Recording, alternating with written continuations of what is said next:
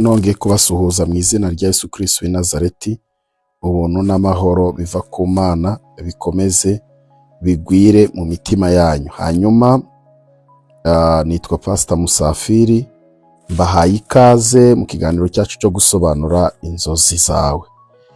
Ministeri yacu ni Gerizimu Ministry, ineza y'Imana ibabeho. Hanyuma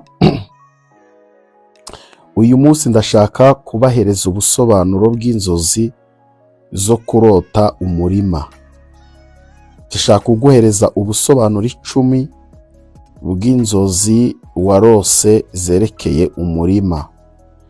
Reka mbibutsa aka kantu kugira ngo dukomeze. Tugira amateraniro online kuri Google Meet live no kuri TikTok live. Tugiye gutangira amateraniro no kuri YouTube live. Ni amateraniro yo kubohoka, kuko inzozi nyinshi usanga ziba zifitanye isano na karande cyangwa se imivumo. Niyo mpamvu tugira amateraniro yo gusengera inzozi zawe kugira ngo Imana izihindure umugisha.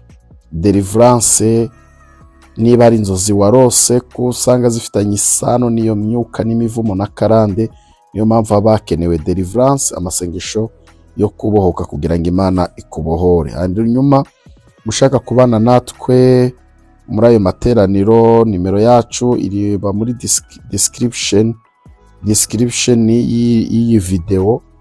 Hanyuma rero iyo twandike kuri WhatsApp tuguha linki ukaza ukabana natwe muri ayo materaniro. Hanyuma ikindi kintu twabibutsa, turimo turategura n'ahantu ho gusengera amasengesho yacu yaveye yo kubohoka, deliverance ya buri wa gatanu, cyane ku bantu baba mu Rwanda, by'umwihariko abatuye i Kigali. Nituhabona aho dusengera tuzabamenyesha. Namwe murabizi ibibazo by'insengero hano mu Rwanda ko bitarakemuka, ariko icyo kibazo turimo turakigaho bitewe nuko mu masengesho twarayagiraga abantu bakabohoka, Imana igakora ibintu bikomeye. So ubusanga abantu benshi rero basa n'abarimo kuyishyuza. Rero tugiye kubikurikirana, muradufashe gusenga kugira ngo Imana iducire inzira tuhabone, hanyuma dutangire. Ikindi nagusaba, nukunda ikiganiro ujye wibuka ukande like kuri video, nibinagushobokera wumva bikurimo ukande subscribe. Hanyuma ikindi cy'ingenzi ngiye kugusaba, inzozi warose waburiye ubusobanura zose uko zaba zimeze ujye uzandika muri comment, kuko inzozi ndazisoma. Hanyuma nzajya nzisoma mbite nzisobanura mu kiganiro kindi gikurikiyeho. Yewe inzozi warose nzajya nzisoma, nindangiza ukurikira ikiganiro gikurikiyeho nzajya nzisobanure no mu kiganiro gikurikiyeho. Mushaka ujye ushyireho izina inzozi warose, nzajya nzivuga n'izina ryawe n'uburyo wazirose, hanyuma kugira ngo nuza uzisobanukirwe neza, wumve icyo Imana ishaka kuvugana nawe mu nzozi. Hanyuma ndashaka kubabwira ibintu 10, ubusobanuro 10 bwo kurota umurima. Wigeze urota umurima? Uko wawurose niwe ukuzi ariko ndashaka kukubwira ubusobanuro bugera kuri 10 bwo kurota umurima. Ubusobanuro bugera kuri 10 bwo kurota umurima. Sinzi uburyo wawurosemo, ariko ndashaka kukubwira ubusobanuro bugera kuri 10 bwo kurota umurima. Ni byiza cyane rero, reka nguhe ubusobanuro burambuye cyangwa buri detail bwo kurota umurima mu buryo bwimbitse kandi mu buryo busobanutse. Icyo umurima rero usobanura mu nzozi rusange, mu nzozi umurima akenshi ugereranya ibintu bigera kuri 5. Icya mbere, umurima ugereranya imirimo n'imbaraga zawe. Icya kabiri, umurima ugereranya ejo hazaza n'ibyo witeze kugeraho. Icya gatatu, umurima ugereranya umusaruro w'ibyo wakoze. Icya kane, umurima ugereranya iterambere, imigisha n'ubutunzi. Icya gatanu, umurima ugereranya kwihangana no gutegereza igihe. Ni ikimenyetso gikomeye cy'akazi n'ingaruka zacyo. Uburyo butandukanye bwo kurota umurima n'ibisobanuro byabwo. Ndaza kuvuga uburyo butandukanye bwo kurota umurima n'ibisobanuro byabwo. Ndakubwira uburyo 10, ubusobanuro 10 bwo kurota umurima. Nurota umurima umeze neza, wera watewe neza.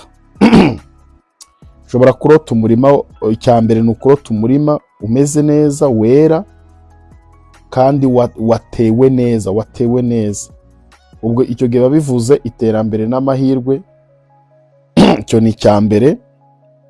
Bigasobanura nanone umusaruro mwiza w'imirimo wakoze. Icyo ni icya kabiri. Icya gatatu, imigisha mu muryango n'akazi. Icya kane ni uguhabwa ibihembo by'akazi gakomeye. Ikindi, niba muri uwo murima wabonaga imyaka yeze, ibyo biba bisobanura ko intsinzi iri hafi. Icya kabiri, ushobora kurota umurima wumutse utaraterwa, udatewe. Nyine umurima wumutse, umurima udahinze, umurima nyine utaratewemo imyaka. Icyambere biba bisobanura ibintu bigira ngo kuri 4. Icyambere biba bivuze ngo hari amahirwe apfuye ubusa cyangwa se apfushije ubusa. Hari amahirwe urimo urapfusha ubusa. Kurota umurima wumutse ariko utatewe biba bivuze ko hari amahirwe urimo urapfisha ubusa. Icyo ni icyambere. Icya kabiri biba bivuze ko urimo gutinda kugera ku ntego zawe. Icya gatatu biba bivuze ko urimo urapfusha igihe cyawe ubusa, urimo kunanirwa gukoresha igihe cyawe neza. Icya kane biba bivuze ko kurota umurima wumutse, nyine kurota umurima uri aho udatewe, udahinze ngo uterwe. Biba bivuze ko icya kane biba bivuze ko utekereza ibintu byinshi ariko bidashyirwa mu bikorwa. Utekereza ibintu byinshi ariko ntabwo bishyira mu bikorwa. Kurota urimo guhinga cyangwa se urimo gutera mu murima biba bivuze ko hari umushinga mushya ugiye gutangira. Icya kabiri biba bivuga ko urimo gutegura ejo hawe hazaza. Icya gatatu biba bivuze ko urimo gushyira imbaraga zawe mu nzozi zawe. Inzozi zawe mvuga nyine ni future vision yawe. Ibyo umuntu yita inzozi, kuko buri muntu wese uri ku isi agira inzozi. Umuntu agira inzozi zo kuba umukire, umuntu agira inzozi zo gutera imbere, umuntu agira inzozi zo kubaka. So rero iyo urose urimo guhinga cyangwa se urimo gutera umurima, biba bivuze ko uri gushyira imbaraga mu nzozi zawe. Hanyuma ikindi biba bivuze ko ufite icyizere ndetse n'icyerekezo gishya. Niba urose rero uri mu murima ariko ukabona urishimye urimo guhinga, ibyo biba bivuze yuko ibintu byose utangiye gukora cyangwa se imishinga yawe, proje zawe byose utangiye bizagenda neza. Icyo nicyo bishatse kuvuga.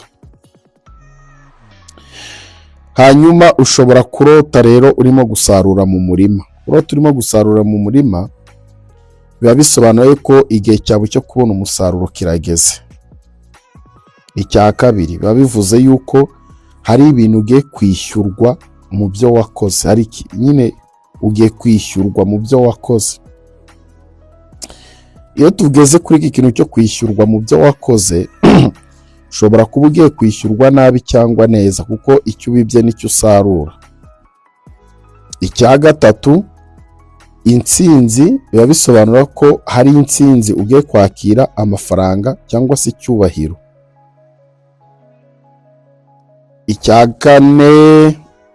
icya kane biba bivuze ko hari ibyishimo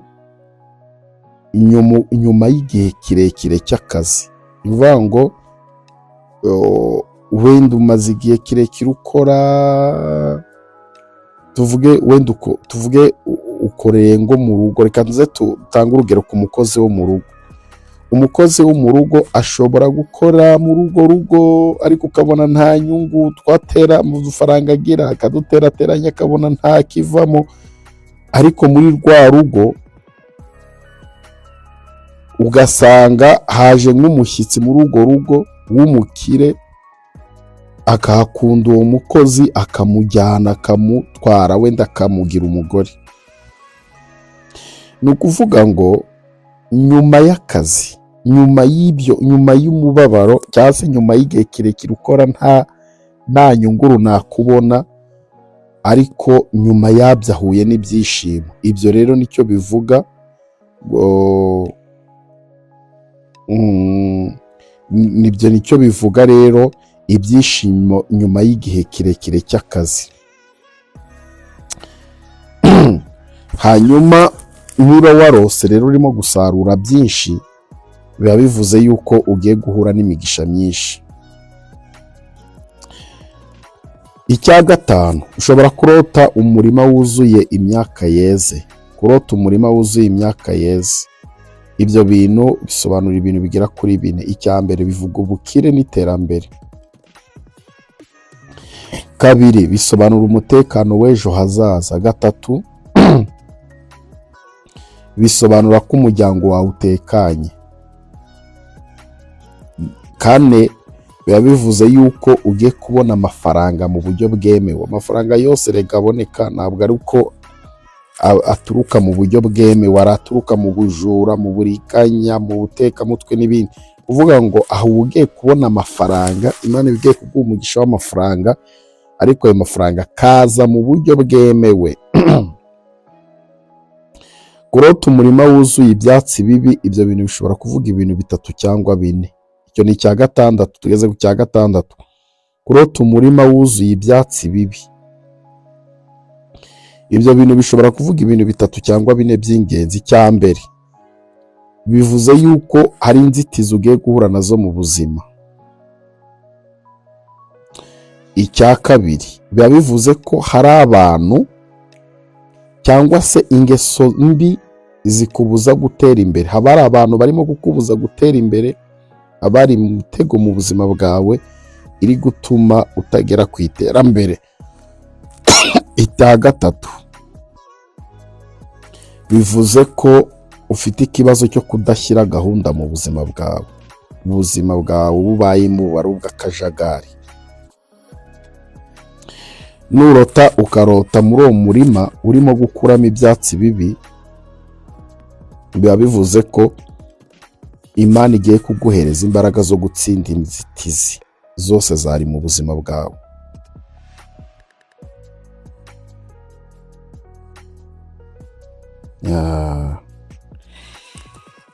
Hanyuma rero nurota urimo kuhira umurima, nurota ukabona urimo kuhira sinkereza ko murabizi kuhira imyaka, kuhira umurima. Ukarota ukabona urimo urasukira amazi mu murima usa n'urimo kuhira, bisobanura ko urimo kwita ku inzozi zawe. Kwita ku nzozi zawe ni cya gihe wenda par exemple njyewe ndi umukozi w'Imana, ndi umupasiteri. Imana yarampamagaye insukaho amavuta, impamagara nk'umupasiteri, impamagara nk'umuvugabutumwa. So rero kwita ku nzozi zanjye ni muri cya gihe mfata umwanya wanjye ngasoma Bibiliya, kuko inzozi zanjye ari ubutumwa bwiza. Uvuga ngo kandi ubwo butumwa bwiza nzabukura mu byanditswe, wa mwanya mfata ndimo gusoma Bibiliya, ibyo gihe babyita kwita ku nzozi zanjye. Uvuga ngo ndimo nduhira inzozi zanjye. Icya kabiri, bishobora kuvuga ko hari inkunga ugiye guhabwa n'abandi bantu. bishobora kuvuga ko hari inkunga ugiye guhabwa n'abandi bantu cyangwa se n'undi muntu. Icya gatatu biba bisobanura ko ugomba kwita ku mishinga yawe kugira ngo itere imbere, cyangwa se kuri kwita ku mishinga yawe kugira ngo itere imbere. So nurota rero, tugeze ku cya munani, kurota umurima wafashwe n'ibiza, umwuzure wafashwe n'ibiza, wahuye n'umwuzure cyangwa se izuba rikabije, cyangwa se ukabona umurima wuzuyemo udukoko. Ibyo biba bivuze ko ugiye guhura n'ibigeragezo bitunguranye. Icyo ni kimwe. Kabiri, ugiye guhura n'ibibazo biva hanze, bitari iby'indani. Wenda tuvuge niba ufite urugo, wenda ngo ni ibibazo biri kuva mu rugo rwawe kutumvikana, oya, ni ibibazo birimo kuva hanze y'urugo rwawe. Icya gatatu, biba bivuze ko hari ibintu utagenzura cyangwa se utitaho, ariko bigiye kugira ingaruka ku mishinga yawe. So niba urose rero ukarote iyo imyaka yawe yarinze mu murima itangiritse yose kubera umwuzure, kubera izuba cyangwa udukoko, ubwo icyo gihe Imana ibikubwira ko haracyari icyizere ko cyo kongera gutangira. Niba hari ibintu bitari gucamo, ko hari icyizere cyo kongera gutangira, ko noneho bishobora kuzacamo. Nurota urimo kugurisha cyangwa urimo kugura umurima, bivuze ibintu bibiri bitandukanye. Nurota urimo kugura biba bivuze amahirwe mashya ugiye kugira mu buzima, cyangwa se ko bivuze gushora imari. Uba ugiye gushora imari. So nurota rero urimo kugurisha umurima, biba bivuze ko urimo kureka ikintu cy'ingenzi, cyangwa se kurimo guhindura icyerekezo. Nurota urimo kwibona uri mu murima mugari cyane, biba bivuze yuko Imana igiye kwagura inzozi zawe. Niba wari uri mu kabotike, Imana igushyize mu iduka. Niba wagendaga ku kamoto, Imana iguhaye ikimodoka. Uvuga ngo Imana ibigiye kwagura inzozi zawe. Icya kabiri, biba bivuze ko amahirwe menshi ari imbere yawe. Icya gatatu, biba bisobanura yuko hari ubushobozi bwo kugera kure. Imana itanze ubushobozi bwo kugera kure. So rero reka dusoreze aha. Icyo ni icya 10. Niba wifuza ushobora kumbwira uko umurima wawe ubonye mu nzozi zawe. Ese uwo murima wari uwawe? Wari urimo kuwuhira? Wawusaruraga? So uko umbwiye izo nzozi zawe, niko ndushaho gusobanukirwa ndetse no kugusobanurira icyo inzozi zawe zashakaga kuvuga. Byandike muri komenti uko inzozi wazirose, hanyuma tuzazikurikizaho mu kiganiro cy'ubutaha. Imana ibahe umugisha, ubuntu bw'Imana bubabeho. Ndabakunda, ineza y'Imana ibazenguruke. Shalom.